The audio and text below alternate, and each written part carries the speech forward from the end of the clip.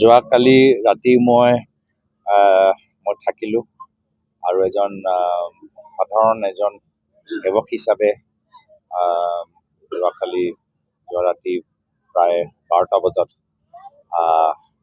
কীৰ্তনত মই ভাগ ল'বলৈ সক্ষম হ'লোঁ আৰু এইটোৱে মোৰ বাবে ডাঙৰ সৌভাগ্য যে ইমান মানুহৰ মাজত ময়ো এজন সেৱক হিচাপে ইয়াত আহিব পাৰিলোঁ আৰু মাত্ৰ আশা কৰোঁ যে যিসকলে ইয়াত আহিছে তেওঁলোকৰ মনৰ ইচ্ছা পূৰণ হওক, তেওঁলোকে সাহস পাওক, শক্তি পাওক আৰু এই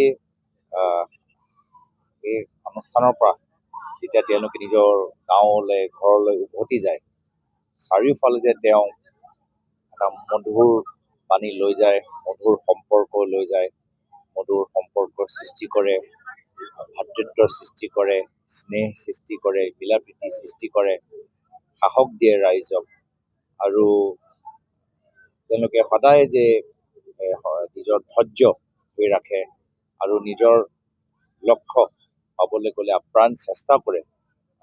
এই যে ভাল আধ্যাত্মিক শক্তি তেওঁলোকে যে লৈ যাব পাৰে আৰু চাৰিওফালে মানুহৰ মাজত মানুহৰ হৃদয়ক চুব পাৰে, সেয়া মই কামনা কৰিছোঁ। আৰু আজি ইয়াৰ পিছত আজি পবিত্ৰ মাঘৰ পূৰ্ণিমা, সৰ্থেবাৰী সভালৈ মোৰ যোৱা হেঁপাহ আছে। ইয়াৰ পৰা মই তালৈ যাম আৰু ইমান সুন্দৰকৈ আজি 12 দিনৰ পৰাই অনুষ্ঠান ইমান সুন্দৰকৈ আয়োজন কৰা গ'ল। এই ক্ষেত্ৰত সকলৰ আশীৰ্বাদ আছে, সকলৰ মৰম আছে, সকলৰ কষ্ট ইয়াত জড়িত হৈছে। খুব সুন্দৰকৈ যে সুন্দৰকৈ পাৰ হৈ গ'ল, তাৰ বাবে মই সন্তুষ্ট।